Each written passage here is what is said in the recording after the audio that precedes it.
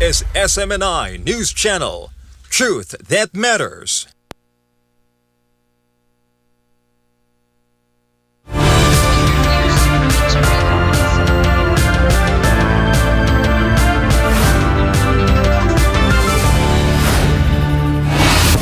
In the headlines, deadly Houthi missile and drone strikes on Yemen's port of Mocha have killed at least 11 people and wounded more than 30. The attacks raised fears of further escalation along the critical Bab al-Mandab shipping route. Migrants were seen wading into cold waters off the French coast and cramming into overcrowded inflatable boats. Hundreds continue to risk the dangerous English Channel crossing to reach Britain. Military forces from across the Americas have gathered in Panama for Exercise Panamax 2026. Allied troops are conducting land, air, and maritime drills to help protect the strategic Panama Canal. Ecuadorian police foiled an international drug shipment at the port of Guayaquil. Officers seized more than 56 kilograms of cocaine hidden inside a fruit container bound for Europe.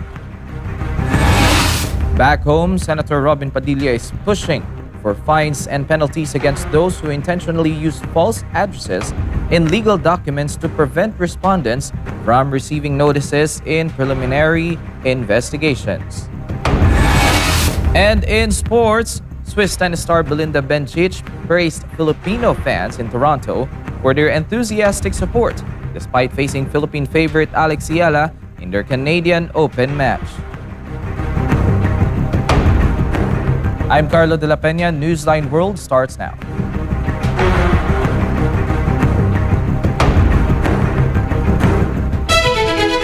In the news, Israeli military forces have demolished residential homes in southern Lebanon's Nabatea district, even as diplomats convene in Rome for a seventh round of peace talks aimed at securing a full Israeli withdrawal, Arma Persuelo reports. Israeli armored units and heavy machinery moving into two southern Lebanese villages. Bulldozers tearing through multi-story residential homes in the Nabatea district. Local residents, reporters, and Lebanese troops could only watch as excavators flattened the buildings while Israeli tanks lined nearby roads just across the Litani River. لما انتقلوا من التفجير بعده امبارح بالليل 3 تفجيرات بزوطة الشرقية وشالوا كذا حارة. بس بهذا المنظر المطل على زوطر الغربية لأنك بتشوف بالعين المجردة بعتقد انه الاسرائيلي عم يعتمد طريقة التعذيب يعني بيجي بيوقف صاحب البيت قدام بيته بيشوف كيف الجرافة عم تنتشله شوي مثل واحد عم بيعذبك عم بيشلك ضفر عم بيقص لك دينة عم بتعذب يعني هيك في عذاب أكثر من إنه البيت يتفجر تشوفه اليوم على بكرة ما تلاقيه مثلا. Israeli forces later pulled back from one of the villages, allowing the Lebanese army to move in under a pilot program. But Israeli troops are holding their positions in the neighboring town. This destruction comes at a highly sensitive time. Lebanese and Israeli officials are holding a seventh round of US-mediated peace talks in Rome. Beirut is demanding a full Israeli withdrawals and total control over southern Lebanon. Meanwhile, Israel wants ironclad security guarantees that Hezbollah will disarm. Hezbollah is rejecting the talks completely. Still, Lebanese army teams are already on the ground, clearing unexploded bombs and rubble from areas where Israeli forces pulled out. Analysts warn that keeping these talks alive is the only way to stop a full-scale war from exploding once again. Reporting for Newsline World, Almar Forsuelo, SMNA News. United Arab Emirates humanitarian aid convoys carrying tons of essential supplies have entered the Gaza Strip. The shipment, comprising 75 trucks laden with food and shelter materials, was dispatched as part of UAE's ongoing operation. Angel Pastor for the details. Relief operations continue along the border as international aid channels deliver emergency provisions to Palestinians in Gaza. 5 UAE humanitarian aid convoys carrying 663 tons of food supplies and shelter materials entered the Gaza Strip this week under Operation Chivalrous Night 3. The overall shipment comprised 75 aid-laden trucks. Footage released on Sunday shows trucks queuing outside the Rafah crossing before moving through on their way into Gaza. The relief supplies were prepared at the UAE Humanitarian Aid Logistics Center in Al Arish, Egypt.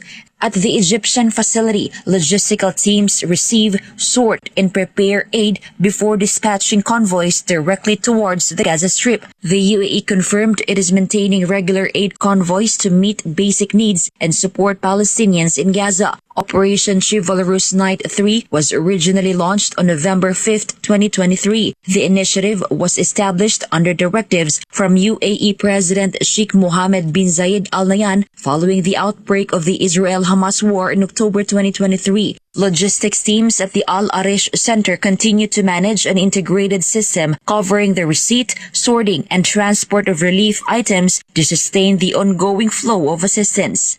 Reporting for Newsline World, this has been Angel Pastor, SMNI News.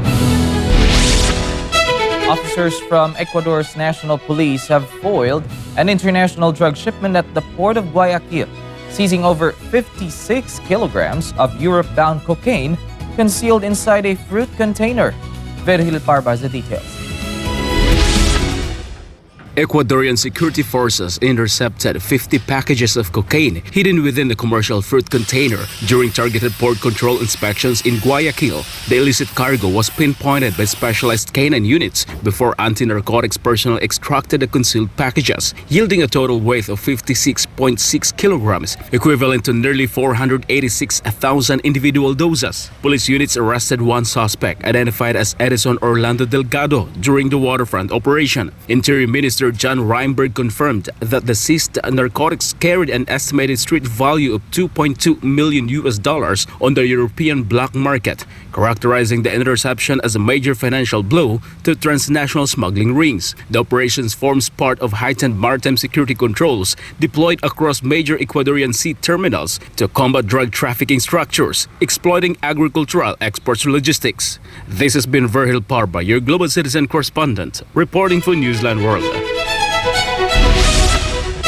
Hundreds of residents are out of their homes right now in eastern Spain as a massive wildfire rips through Castellón province. Emergency crews, including Spain's military emergency unit, are racing to protect neighborhoods as conditions rapidly worsen. Virgil Parba is back for this news. Emergency authorities in Castellón ordered everyone in the town of Catí to get out immediately after the northern edge of the Terrique wildfire pushed dangerously close to homes. Around 700 people were rushed to temporary shelters in neighboring Siret, living on buses and in private cars. Officials originally told residents to stay inside, but upgraded to a mandatory evacuation after dry lightning sparked several blazes across the mountainous region. So far, the Terrique wildfire has torched nearly 700 hectares, stretching across a 19-kilometer perimeter. More than 300 firefighters, 50 ground units, and 19 aircraft are fighting the flames, but steep terrain and unpredictable shifting winds are making containment tough. Castellón remains under a level 2 emergency, with crews focusing heavily on protecting Catí. Ground teams and aerial water bombers are pushing to build containment lines right now, taking advantage of cooler nighttime temperatures and rising humidity before conditions turn again. This has been Virgil Parba, your Global Citizen correspondent, reporting for Newsline World. Up next, deadly Houthi missile and drone strikes on Yemen's port of Mocha have killed at least 11 people and wounded more than 30. The attacks raise fears of further escalation along the critical Bab al-Mandab shipping route. Migrants were seen wading into cold waters off the French coast and cramming into overcrowded inflatable boats. Hundreds continue to risk the dangerous English Channel crossing to reach Britain. And military forces from across the Americas have gathered in Panama for Exercise Panamax 2026. Allied troops are conducting land, air, and maritime drills to help protect the strategic Panama Canal. More news when Newsline World returns.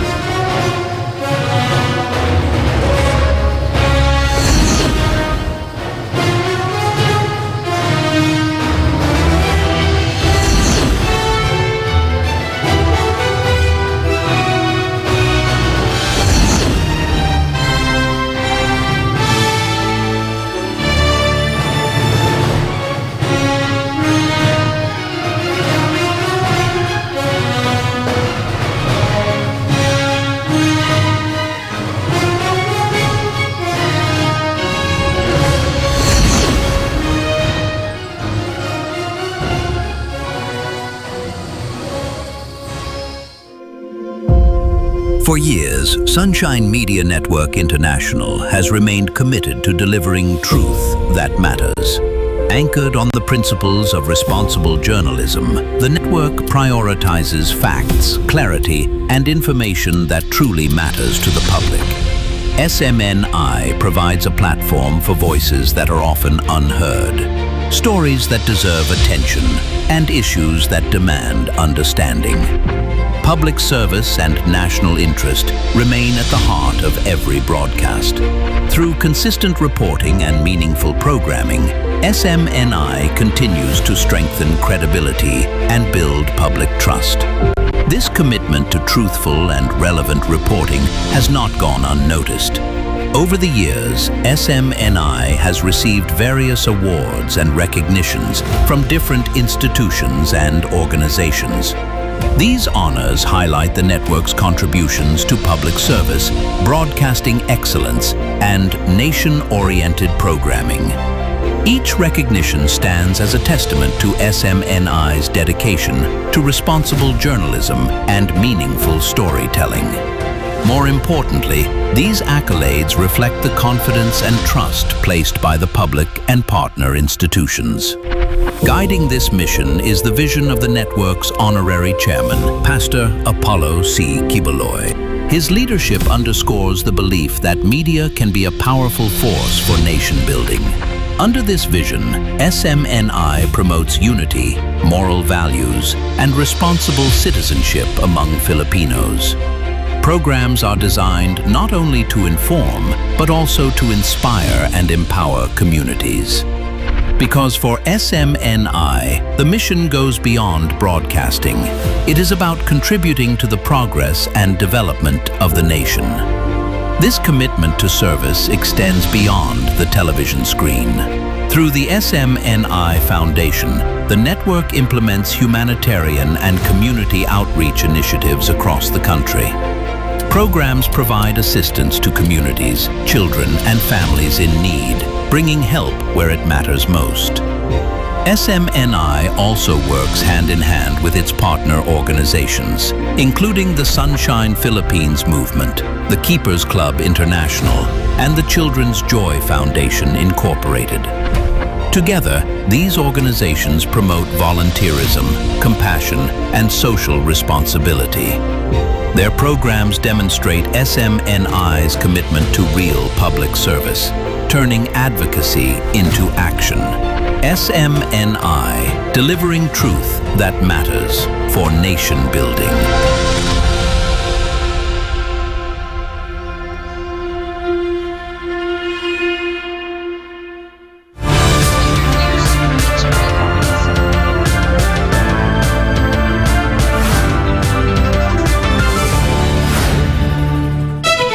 And we're back. Latest developments on the growing crisis in the Red Sea.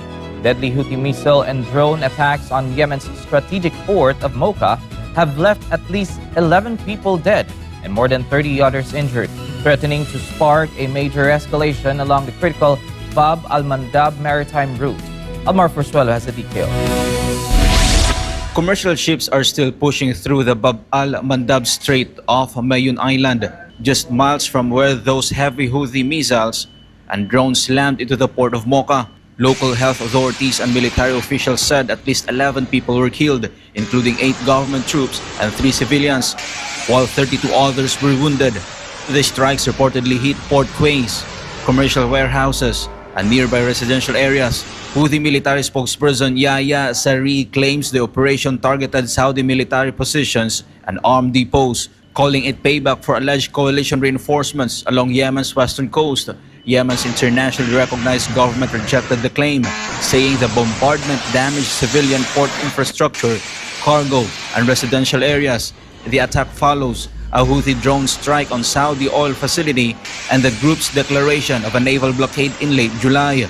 Now, with Yemen's 4-year truce completely unraveling, this renewed fighting is sending shockwaves through the shipping industry over the security of the strategic Bab al-Mandab Strait. Reporting for Newsline World, Almar Forsuelo, SMNI News. Desperate journeys at sea migrants wading into freezing waters off the coast of France packing into flimsy, overcrowded inflatable boats. They are risking it all to cross treacherous English Channel, heading for the UK. This report. Dozens of migrants wading into the freezing surf of northern France. They are packing into this overcrowded inflatable boat, desperate to reach Britain. You can hear screams as the flimsy boat pushes out into one of the busiest and most dangerous shipping lanes in the world. Several people are left behind on the beach. French and British rescue teams are on high alert right now. The coasts of Dunkirk and Calais are still major launch points for these illegal crossings, and it is happening despite a massive joint crackdown by Paris and London. Under a new deal signed this year, Britain is pouring £500 million, or more than $600 million, into France. That money funds police units, intelligence sharing, and beach patrols to target human smugglers. But the boats keep coming, fueling a massive political firestorm in Britain over border security. British officials say they have sent more than 1,000 migrants back to France this year, yet thousands more are still risking their lives to make this deadly trip.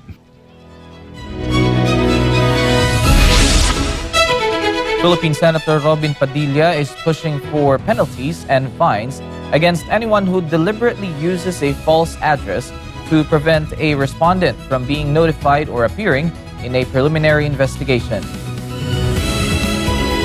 Under Senate Bill number 1957, anyone proven to have deliberately provided a false address may face imprisonment of 6 months to 2 years. They may also be fined 100,000 to 300,000 pesos. According to the senator, the measure aims to prevent a preliminary investigation from proceeding without the respondent. He stressed that an accused person should be given the opportunity to know and answer the allegations against them before the case proceeds. The senator stressed that the respondent is not the only one affected when a false address is used. He said government time and resources are also wasted on cases that do not follow the process. The measure aims to prevent the misuse of legal procedures and protect the rights of individuals facing accusation. When we return, Swiss tennis star Belinda Bencic praised Filipino fans in Toronto for their enthusiastic support, despite facing Philippine favorite Alex Ayala in their Canadian Open match. More news after the break.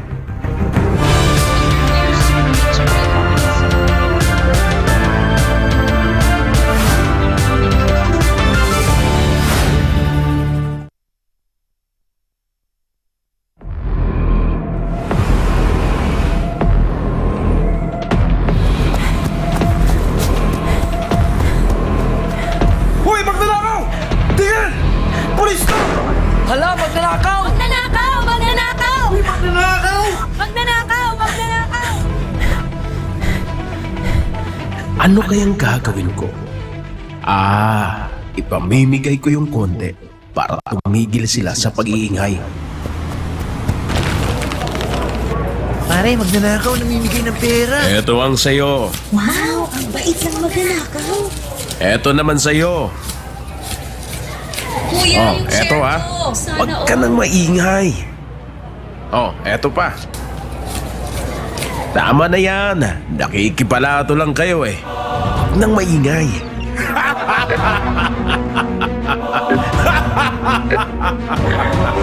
Diba? Konti lang pinamigay ko, mabait na ako. Tahimik na sila. Easy. Ngayon, pwede ko na tong suluhin. Masaya ang mga tao, pero tama po ba ito? Di po ba ang nakikinabang sa magnanakaw ay kasabwat ng magnanakaw?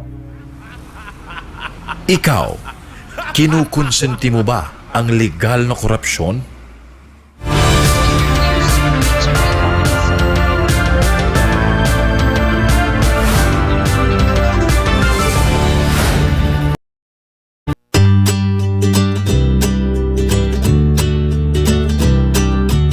A massive wave of 90,000 bright yellow rubber ducks poured out into the Chicago River, creating a vibrant floating spectacle for the annual Chicago Ducky Derby. The quirky tradition raised hundreds of thousands of dollars to support or to support sports programming and competitions for athletes with intellectual and developmental disabilities. Stella Maris tells us more. The high-spirited event kicked off when a truck unloaded the massive sea of ducks from the side of a half-raised bridge. The rubber flotilla formed a giant yellow pool before bobbing along a 15-minute race down the waterway. Throngs of spectators lined the bridges and riverbanks to cheer on the racers, while an accompanying festival featured live music, food trucks, and family-friendly activities. Special Olympics Illinois organizes vital athletic events and programs across the state, serving thousands of participants completely free of charge. Community members supported the cause by adopting the racers.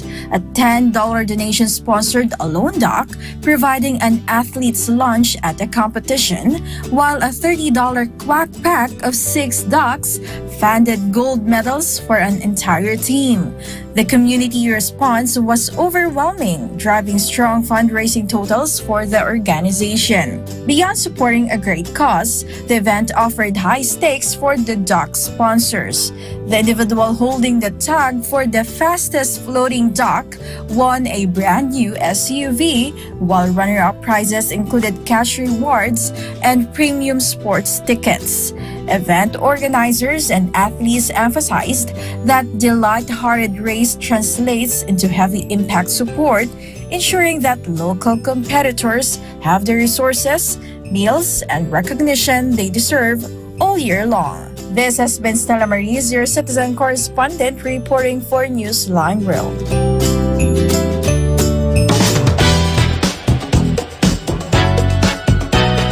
A decade after redefining the K-pop scene, global pop icons Blackpink are celebrating their 10th debut anniversary with heartfelt social media tributes, looking back on a decade of shared dreams, personal growth, and unwavering bond with their fans, Blinks. Meanwhile, Cat's Eye vocalist and group leader Sofia La Forteza has announced a temporary step back from the global sensation, citing a needed break to prioritize her mental health and well-being. Here's Faye Agustin for the latest showbuzz. Time flies when you're making pop culture history. Members Rosé, Jennie, and Jisoo took to social media to share personal reflections on their decade-long journey as a quartet, expressing deep gratitude for the support they have received since their 2016 debut. Rosé emotionally reflected on her 10-year journey, growing from age 19 to 29 alongside her bandmates and fans, thanking them for their shared memories and hoping for many more years of mutual support and personal growth together. Jennie also poured her heart out to Blinks and her bandmates, crediting their unwavering support and tight-knit bond over the past 10 years, for giving her the strength to achieve her dreams, grow personally, and navigate both group and solo milestones. Jisoo marked the landmark date with a minimalistic touch, sharing on-stage photo of the group along with the black and pink heart emojis and the number 10. Since their 2016 debut under YG Entertainment, Blackpink has achieved global pop stardom through record-breaking music, sold-out world tours, and individual successes across music, fashion, and acting. Despite initial online debate over member availability, all 4 Blackpink members were confirmed to attend an exclusive 10th anniversary event in Seoul to greet 40 selected Blinks in person. Meanwhile, Filipino-American singer Sofia La Forteza will be temporarily stepping back from upcoming promos with Cat's Eye to prioritize her mental health and recovery. According to Hybe and Geffen Records, medical professionals advised the group leader to take an extended break for her long-term well-being. The agency plans to reassess her health status this September. In an Instagram post to fans, Sofia explained that while stepping back was a difficult choice, prioritizing her physical and mental health is necessary so she can continue doing what she loves in the long run. La Forteza thanked fans for their overwhelming support and promised to focus on healing properly so she can return to the group stronger. The pop icon's hiatus marks Cat's Eye's second temporary departure in 6 months following fellow member Manan Betterman's health break in February. Despite grappling with online death threats alongside the rapid rise in 2 Grammy nominations, the Global Girl Group will temporarily continue as a 4-member unit for all upcoming appearances. This has been Faye Agustin, your Global Citizen correspondent, bringing you the latest show buzz.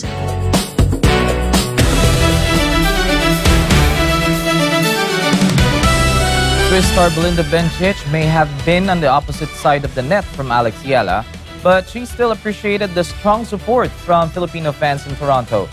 Meanwhile, NBA legend Don Nelson, a 5-time champion as a player for the Boston Celtics and the league's second winningest coach, has died at 86. Here's the news. The cheers were clearly for Ayala, with Filipino fans turning out in force for the highly anticipated matchup. But Bencic said she enjoyed playing in front of the lively crowd, despite knowing most were rooting for the Filipina star. The enthusiastic reception added to the atmosphere inside the stadium, making the match an enjoyable experience for the Swiss player, even as she sent Ayala out of the tournament.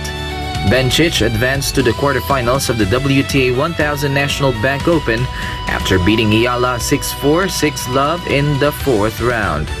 Meanwhile, NBA legend Don Nelson's family announced his passing away Monday, Manila time. Nelson won 5 titles with Boston between 1966 and 1976, with the Celtics later retiring his number 19 jersey. As a coach, he posted 1,335 wins with Milwaukee, Golden State, New York, and Dallas, an NBA record until Greg Popovich surpassed him in 2022. A Hall of Famer inducted in 2012, Nelson was known for his innovative coaching and unconventional lineups that helped influence the modern NBA.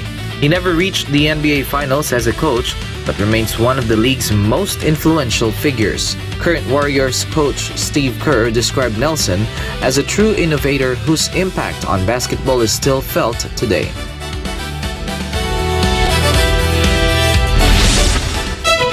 And before we end, may you be inspired with the words of the Sun.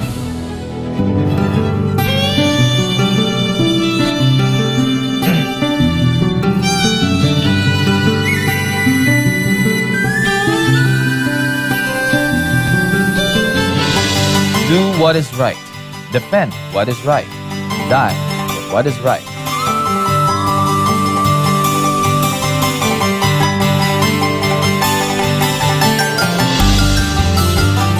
And that's all for today's edition of Newsline World. For God and my beloved country, the Philippines, I'm Carlo de la Peña. Thank you for watching. Goodbye.